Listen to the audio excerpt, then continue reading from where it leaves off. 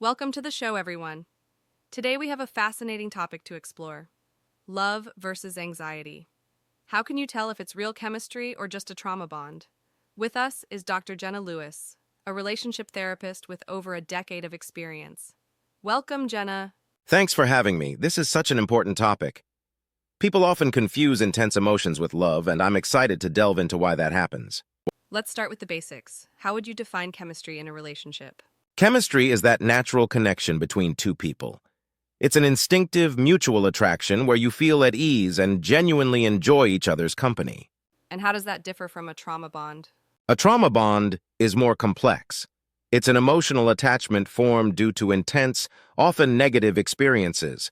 These bonds can feel like love, but they're rooted in survival and coping mechanisms rather than genuine affection. That's a really interesting distinction. Can you give us an example of how a trauma bond might form? Sure. Let's say two people connect over shared difficult experiences in their past. They lean on each other for emotional support, but over time, the relationship becomes more about dependence than mutual care. Does this mean trauma bonds are inherently unhealthy? Not necessarily unhealthy, but they can become problematic if they prevent growth or foster toxic dynamics. It's essential to recognize them and ensure the relationship evolves positively.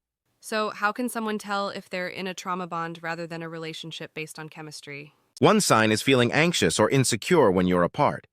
In a healthy relationship, you should feel secure and independent, not anxious or on edge. That makes sense. Are there any physical signs that could indicate a trauma bond? Absolutely. A persistent sense of dread or feeling on high alert, even when you're together, can be a red flag. If physical symptoms like a racing heart or stomach knots are constant, it might be time to reassess the relationship. On the flip side, what are some positive signs of chemistry? Genuine chemistry often brings a sense of calm, happiness, and energy. You feel understood and appreciated without the constant worry or emotional roller coaster. How can past traumas affect our new relationships? Past traumas can create patterns where we subconsciously seek partners that replicate familiar dynamics, even if they're unhealthy. It's crucial to be aware of these patterns to break them.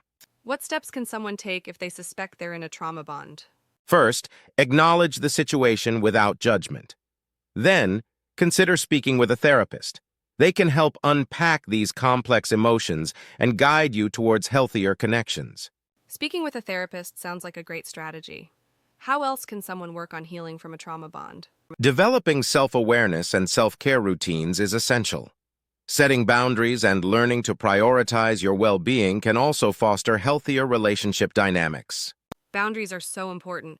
Do you have any tips for setting effective boundaries? Absolutely. Start by identifying your needs and limits. Communicate them clearly and consistently, and remember that it's okay to reinforce them if they're being challenged. That sounds empowering.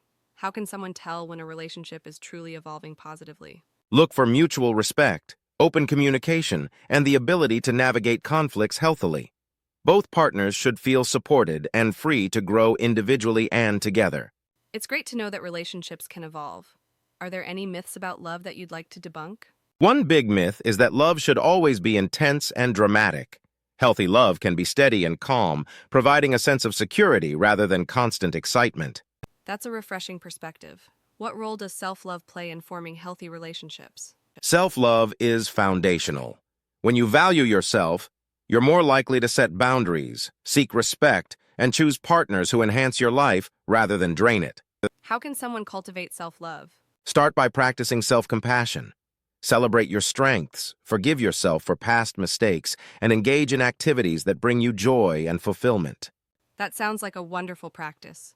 Could you share a success story of someone transforming a trauma bond into a healthy relationship? Certainly.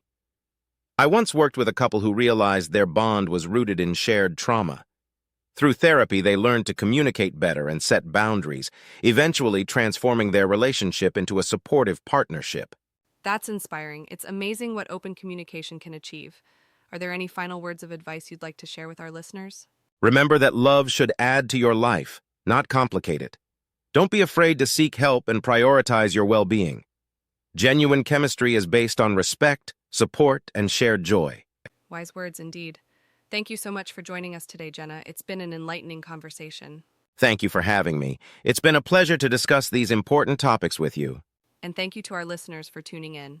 We hope you found this episode insightful. Until next time, take care and nurture those healthy connections.